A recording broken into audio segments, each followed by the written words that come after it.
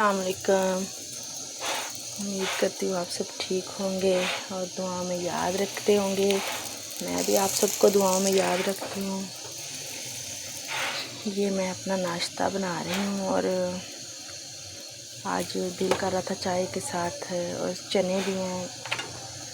ये नान को ना घी लगाऊं तो जिस जिसने खाना है आप खा लें आके।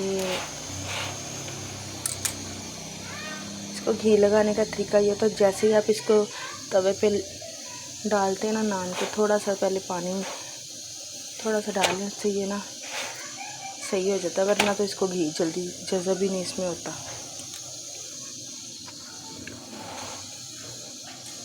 अभी मैं इसको उतारूँगी।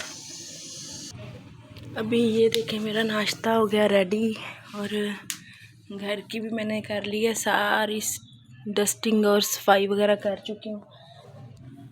अभी नाश्ता करके थोड़ा सा काम बाकी रहता है, वो अभी मैं बाद में करती हूँ थोड़ा सा यहाँ से।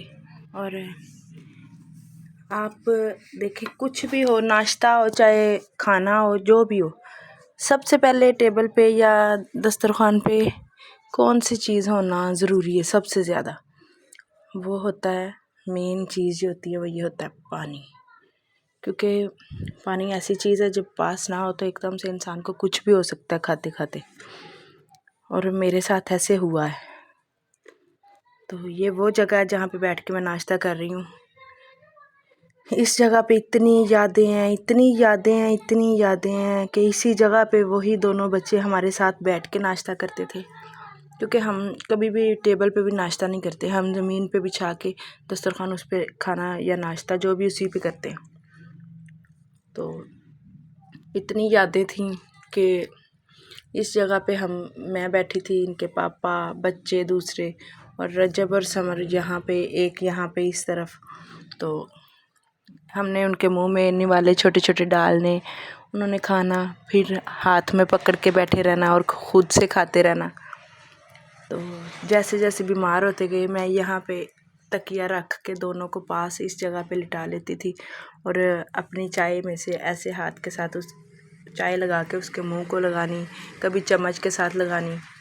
तो उसने बड़े शौक़ से ना उसको पीना दोनों ने। लेकिन समर के बाद फिर मैं अकेली हो गई और रजब अकेला हो गया और यहाँ पे रजब बैठने लग गया। अभी ये जगह बिल्कुल खाली कर गए।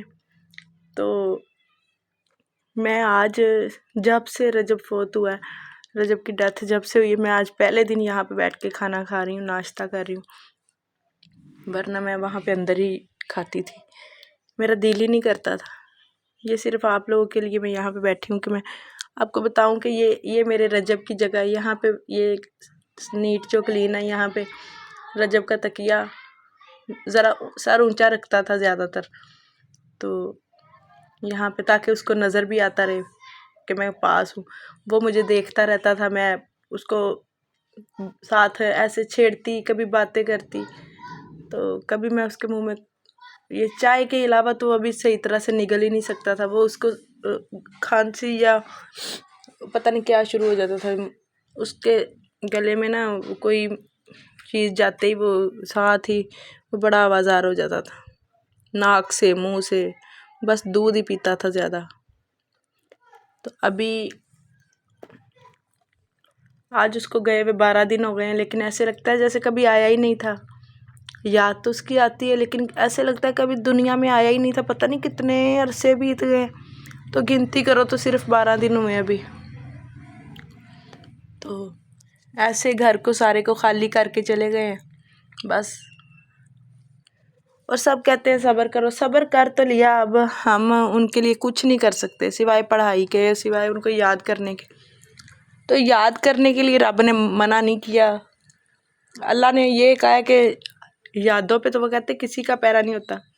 यादें तो किसी भी वक्त आती हैं, या और इस घर में उनकी यादें इतनी है कि आप सोच भी नहीं सकते।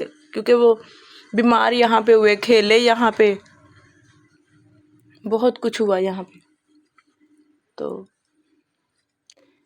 इसीलिए सब्र का مطلب الگ ہے اور یادوں کا مطلب الگ ہے. اگر یاد کرے تو اس کا مطلب یہ نہیں ہوتا کہ ہم اللہ کی رضا میں راضی نہیں ہیں یا ہم اس کو استغفار اللہ کے فیصلوں پہ ہم غلط کچھ کر رہے ہیں. یاد ایک علیحدہ چیز ہے اور جو ہوتا ہے صبر کرنا وہ علیحدہ چیز ہے. انسان سے جب کوئی انسان دور چلا جاتا ہے تو وہ اپنی زندگی جب گزارنے لگتا ہے تو زندگی تو گزارنی پڑتی ہے جیسے بھی وہ گزارنی ہوتی ہے، تو وہ ہوتا ہے صبر. اور جو یاد کرنے والی بات ہوتی ہے وہ ہوتی ہے اس کی اچھی یادیں. اس کو یاد کر کے پریشان ہونا یا رونا وہ ایک علیحدہ بات ہے. وہ تو کوئی کہے بھی تو انسان رک نہیں سکتا کیونکہ خود بخود ہی آ جاتا ہے. ابھی میں آپ کو بات بتا رہی ہوں، مجھے وہ ایسے لگ رہا ہے جیسے وہ مجھے وہاں پہ دیکھ رہا ہے. کوئی غلطی ہو گئی ہے مجھ سے یا کوئی کوتاہی تو مجھے معاف کر دینا. اللہ تعالیٰ آپ کو خوش رکھے.